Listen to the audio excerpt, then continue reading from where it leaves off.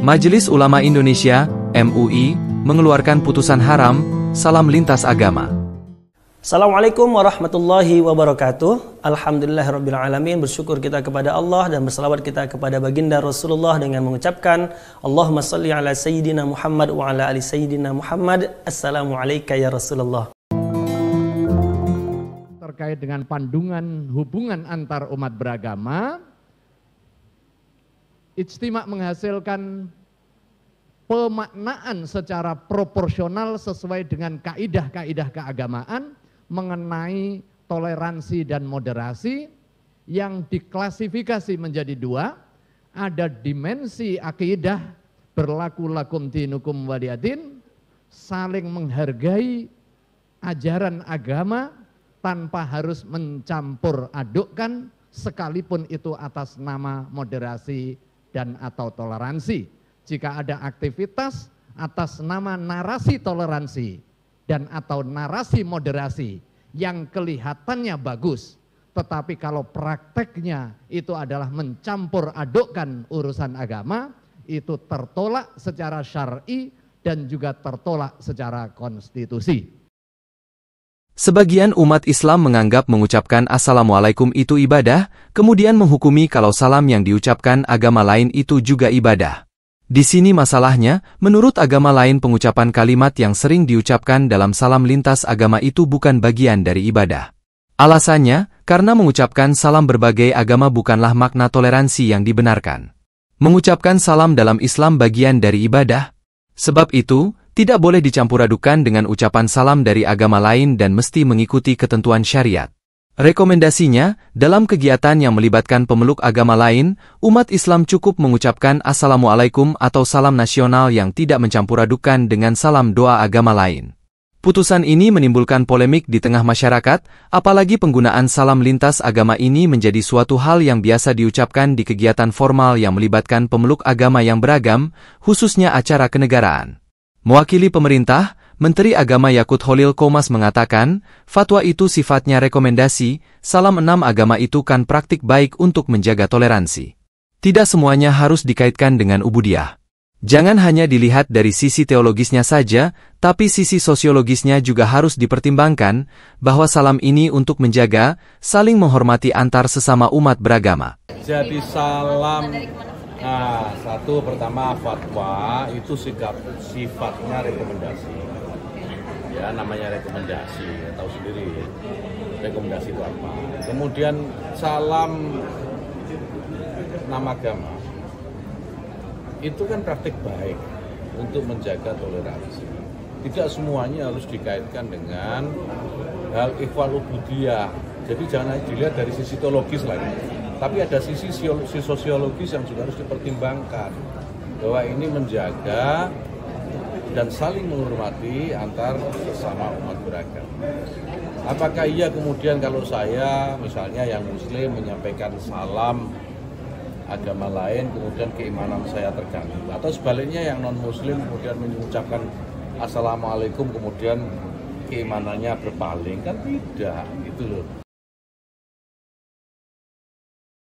Menyikapi putusan ini, pengurus besar Nahdlatul Ulama menggelar halakoh ulama untuk mendiskusikan fatwa MUI tentang salam lintas agama lebih mendalam. Halakoh ini diadakan pada tanggal 11 Juni 2024 di gedung PBNU. Diskusi ini dihadiri oleh beberapa narasumber, Kiai Haji Ulil Abshor Abdallah, Kiai Haji Abdul Ghafur Maimun, dan tokoh lainnya. Dalam pidato pembukaannya, Ketua Umum PBNU Kiai Haji Yahya Kholil Stakuf menjelaskan latar belakang halakoh ini sebetulnya tidak ditujukan secara spesifik untuk membahas fatwa MUI, walaupun pemicu utamanya itu. Menurutnya, yang perlu dibahas lebih mendalam adalah bagaimana menggunakan fikih dalam merespons masalah dan realita hari ini. Fikih adalah warisan berharga dari umat Islam dan digunakan sebagai kerangka berpikir untuk menghadapi persoalan baru. Tanpa fikih, umat Islam akan kesulitan untuk merespons permasalahan hari ini. Yang menjadi masalah sekarang adalah ada banyak realitas yang sudah berubah. Konstruksi sosial dan politik masyarakat hari ini tidak sama lagi dengan apa yang sudah dijelaskan para ulama dulu. Sebab itu, menurut Gus Yahya, perlu pendekatan yang berbeda dalam menggunakan fikih. Kalau pendekatannya masih menggunakan pendekatan lama yang dirumuskan sesuai dengan kondisi masyarakat dulu, kesimpulan fikihnya juga akan salah arah. Karena itu, seorang ahli fikih dalam menganalisis masalah penting kiranya memperhatikan maksud dan hakikat dari pertanyaan yang diajukan. Jangan menjawab berdasarkan asumsi dan klaim sepihak, misalnya, salam lintas agama dihukumi haram, karena dianggap mencampur-adukkan ibadah. Ini yang men-trigger. Jadi dianggap haram pakai salam macam-macam itu karena mencampur adukkan ibadah. Karena mencampur adukkan ibadah, itu alasannya. Ya. Nah, kenapa? Karena ada klaim karena bahwa assalamualaikum warahmatullahi wabarakatuh itu adalah ibadah, maka diklaim yang lain-lain juga ibadah.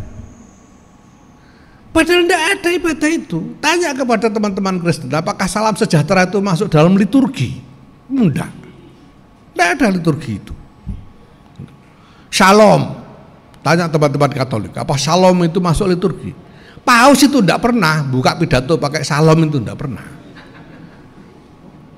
Begitu juga yang lain-lain. Begitu juga yang lain. Makanya ini pertanyaannya yang harus bukan apakah ini mencampur adukkan ibadah atau enggak. Kemarin saya ajukan perbaikan pertanyaan, apakah boleh ya, memulai pidato dengan ungkapan-ungkapan yang secara simbolis dimaksudkan untuk menunjukkan kerukunan antar umat beragama, gitu aja. Terus diklaim misalnya bahwa apa? Yang paling utama klaimnya itu soal itu loh, namo buddhaya. Itu dianggap ibadah. Ibadah bagaimana? Buddhisme itu tidak mengenal deity. Jadi tidak ada peribadatan di dalam agama Buddha, yang ada meditasi. Karena tidak mengenal deity. Nama Buddha itu terpujilah Buddha. Buddha itu siapa? Buddha itu Siddhartha Gautama yang tidak dipertuhankan oleh orang Buddha. Jangan dikira loh orang Buddha menyembah Buddha itu, enggak. Buddha ini cuma pemikir lah, katakan gitu ya, kalau kita mau ya soal dapat wahyu atau tidak Allahu alam. Tapi yang pikiran-pikirannya kemudian dianggap sebagai panutan oleh para penganut Buddhisme ini. Tidak ada ibadah. Jadi kalau pencampuran adukkan ibadah, ibadah apa yang dia campur? Wong yang lain bukan ibadah. Nah ini hal begini, ini kenapa ini terjadi? Karena mindset di para fuqaha itu, mindsetnya itu masih mindset Turki Utsmani, belum menginternalisasi mindset Negara Kesatuan Republik Indonesia. Itu masalahnya. Walaupun ngakunya NKRI harga mati itu, tapi masih Turki Utsmani. Menurut Gus Yahya, salam lintas agama diharamkan karena ada klaim. Jelasnya, umat Islam menganggap assalamualaikum itu ibadah, kemudian menghukumi kalau salam yang diucapkan agama lain itu juga ibadah. Di sini masalahnya, menurut agama lain pengucapan kalimat yang sering diucapkan dalam salam lintas agama itu bukan bagian dari ibadah. Tanya pada teman Kristen, apakah salam sejahtera itu masuk liturgi? Shalom, tanya pada teman Katolik, apakah masuk liturgi? Paus saja nggak pernah buka pidato pakai shalom, kata Gus Yahya. Kemudian, namo buddhaya dikatakan ibadah, padahal agama Buddha itu sendiri tidak mengenal peribadatan, yang ada meditasi. Jadi menurut Gus Yahya tidak tepat dikatakan salam lintas agama itu mencampur-adukkan ibadah. Kalau jadi pencampuran ibadah, ibadah apa yang dicampur? Yang lain bukan ibadah, tegas Gus Yahya. Persoalan ini muncul karena sebagian ulama masih menggunakan cara pikir lama. Belum menyadari realitas sosial dan politik Indonesia sepenuhnya.